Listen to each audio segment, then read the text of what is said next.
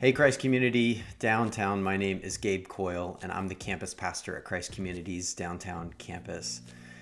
And it's the week after Mother's Day, and really the way I've been processing today, this morning, is that it's the week after so much broke out around the Ahmaud Arbery case. And I don't know, it's just stirred up a lot of feelings within me, and it's really easy for people like me, white guys in the middle class context, to just stay quiet and kind of go about their life. And to be a faithful pastor to you, I just felt like I couldn't. Now, I don't have perfect words to say. I just have really messy feelings to share. And so I just feel so much angst around the reality of COVID and how it's impacted disproportionately African Americans here in the United States. How the education system that's already broken, being called to stay home, has disproportionately left many minorities and low-income families way more vulnerable than white middle-class families and upper-class families.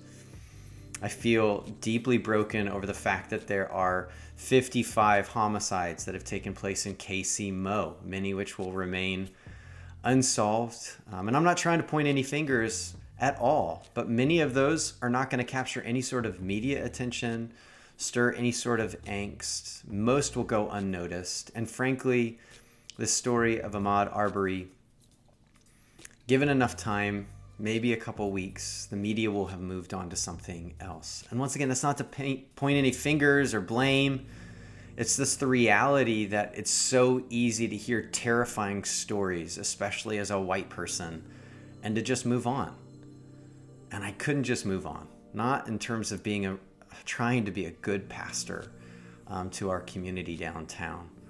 And so in the midst of this brokenness, I want to first speak to my minority brothers and sisters who are a part of our campus and tell you, I'm sorry. This isn't the way it ought to be. Our city ought not to be this way. There's been so many historical and generational injustices and continue to be perpetuated through systems of injustice that are wrong and sinful and evil. And far too often, either because of my own white fragility or my own unwillingness to continue the conversation past the hype, I haven't. And so I'm sorry, and I want you to know that we are standing with you, we are beside you, we are for you, and we are praying that justice comes to bear in Georgia and across the United States in the many stories that aren't shared. And we promise to be that advocate of justice. Messy as it may be, we're in it with you. I'm in it with you. And for also my many white brothers and sisters who are part of our campus, this is an important time for two things. One, don't minimize the injustice that's seen around because it brings discomfort. Instead, use this as an opportunity, as a catalyst, as a goad to deeper learning and listening. One great book that's helpful and has been helpful for me is White Awake by a pastor in Chicago who kind of shares his own journey and processing as he seeks to better pursue justice in his community for all people in his community. Another thing is to be supporting Black-owned businesses in this time.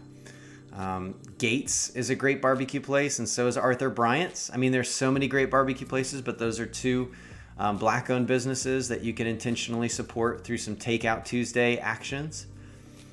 And then alongside of reading and supporting Black-owned businesses, make sure you're listening. Listening to your minority brothers and sisters at your workplace. Listening to your minority brothers and sisters in our church and in our community. And then secondly, don't just learn, join the lament. Join the lament. So many times it's like, we want to fix the problem. And there are things that we can do to be a part of healing. But way more important, especially in this pandemic world we find ourselves, is to join the lament. Don't minimize. Don't try to defend. Don't try to say, well, there are all these reasons to justify why this is really complex. Just lament and enter in, standing beside your brothers and sisters. This is what we need as a city. This is what we need as a church.